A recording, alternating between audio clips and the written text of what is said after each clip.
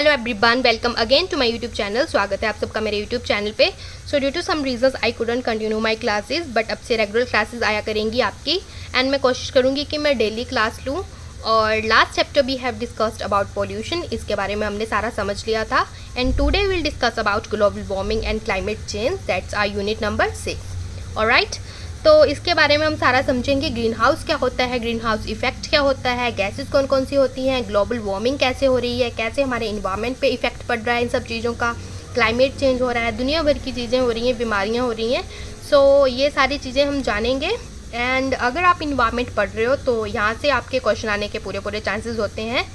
तो समझते हैं, सबसे पहले आपको ग्रीन हाउस के बारे में पता होना चाहिए, बिकॉज इसी से आपके आगे जाके क्या हो रही है, ग्लोबल वार्मिंग हो रही है। ठीक है जी। सो आजकल ये इन्वायरमेंटल इशू भी बना हुआ है। ग्लोबल वार्मिंग की वजह से ग्लेशियर्स पिघल रहे हैं, क्लाइमेट चेंज हो रहा है, एंड इसकी वजह से आपका वेजिटेशन पे इफेक्ट पड़ रहा है, पेड़ पौधों का सर्वाइवल मुश्किल हो रहा है, एनिमल्स में तरह तरह की बीमारियां हो रही हैं। और अगर फ्यूचर में ऐसा ही रहा तो सब भूखे मर जाएंगे, तरह तरह की बीमारियां होगी, सांस की प्रॉब्लम, लंग्स की प्रॉब्लम, कैंसर और दुनिया भर की बीमारियाँ होने वाली हैं अगर हमने टाइमली इस चीज़ को कंट्रोल नहीं किया तो समझते हैं अब ग्रीन हाउस होता क्या है। तो ग्रीन हाउस का उपयोग जो है बेसिकली फार्मर्स करते हैं, जिसमें क्या होता है, गर्मियों की सब्जियों को सर्दियों में उगाते हैं।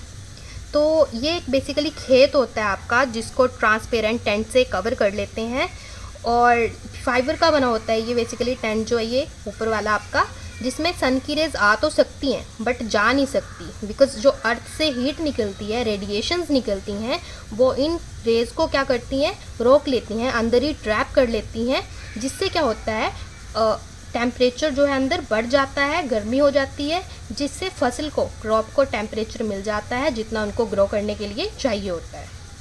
ठीक है जी, यही आपका सिंपल क्या होता है, ग्रीन हाउस। आगे आता है आपका green house gases. So green house gases क्या है, आपके इन्वायरमेंट में हैं, जो एटमॉस्फेयर में होती हैं एंड आपकी अर्थ को प्रोटेक्ट कर रही हैं। सो ग्रीन हाउस गैसेस का सबसे ज़्यादा रोल है हमारे इन्वायरमेंट में। तो सबसे पहले आता है इसमें CO2 आ गई, CH4 chlorofluorocarbon, N2O nitrous oxide, ये आपकी लाफिंग गैस होती है, एंड ये जो है CFC क्लोरोफ्लोरोकार्बन, ये जो है गैस, ये है मैन मेड। ठीक है जी। आगे आपकी आ गई H2O वेपर, जो कम ज़्यादा होता रहता है इसके percentage, SF6 sulphur hexafluoride, and last one is ozone. So सबसे ज़्यादा अगर क्वेश्चन आगे आ जाए आपको परसेंटेज कौन सी गैस की होती है, then we will say CO2। और अगर आपको क्वेश्चन आए कि most harmful gas, then you will say CH4 methane gas. ठीक है जी। तो समझते हैं ग्रीन हाउस गैसेज वर्क कैसे करती हैं, कैसे ग्लोबल वार्मिंग हो रही है। सो ये है हमारी अर्थ। क्या है ये है अर्थ, और इसको चारों ओर से किसने घेरा हुआ है, ग्रीन हाउस गैसेस की लेयर घेरे हुए है। जैसे ग्रीन हाउस में ये टेंट वर्क कर रहा था ना, वैसे ये हमारी ग्रीन हाउस गैसेस की लेयर वर्क कर रही है अर्थ को प्रोटेक्ट करने के लिए। ऑलराइट, सो ये लेयर रेडिएशंस को, सन की रेडिएशंस को आने दे रही है, बट अर्थ से भी रेडिएशंस निकल रही हैं, जो ये इन रेडिएशंस को क्या करती हैं, रोक लेती हैं अंदर ही।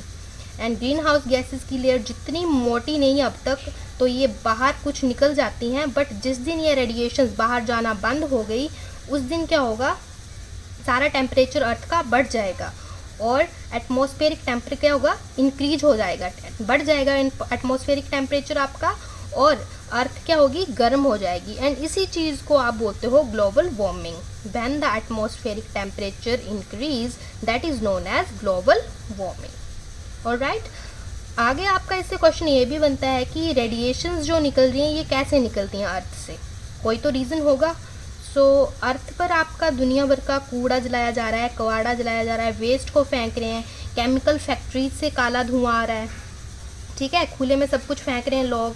तो इससे क्या होता है, CO2 गैस निकलती है इन सब चीज़ों से। सो इसलिए कार्बन को कम करने की बात कही जा रही है। अब तो इसके बदले वाहन भी आ गए हैं, जो इलेक्ट्रिक व्हीकल है इसके बदले वो आ रहे हैं प्रदूषण को कम करने के लिए।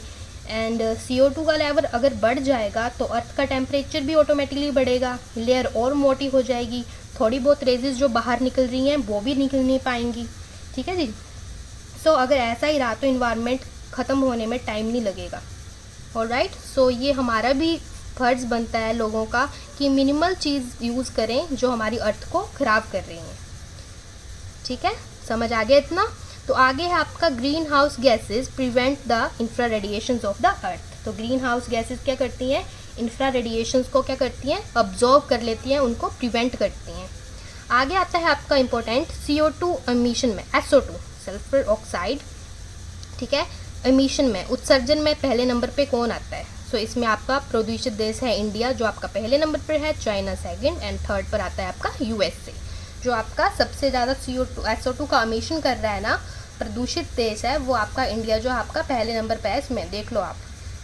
तो और भूटान जो है is the first carbon neutral country of the world. Bhutan आपका फर्स्ट कार्बन न्यूट्रल कंट्री है वर्ल्ड में।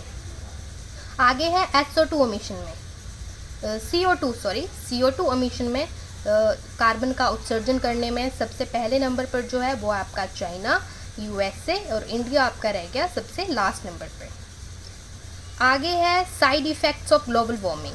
सो फर्स्ट है मेल्टिंग ऑफ ग्लेशियर्स, गर्मी होगी तो ग्लेशियर्स पिघलने लगेंगे। सी लेवल आपका इंक्रीज़ कर जाएगा इसकी वजह से। कोस्टल एरियाज़ जो हैं सिंक, जहाँ पे लोग रह रहे हैं आसपास कोस्टल एरिया के, वो खतरे में पड़ जाएंगे सारे, ठीक है। तो ये दुनिया भर की चीज़ें जो हैं ग्लोबल वार्मिंग की वजह से होने वाली हैं या हो रही हैं थोड़ी बहुत, ठीक है जी।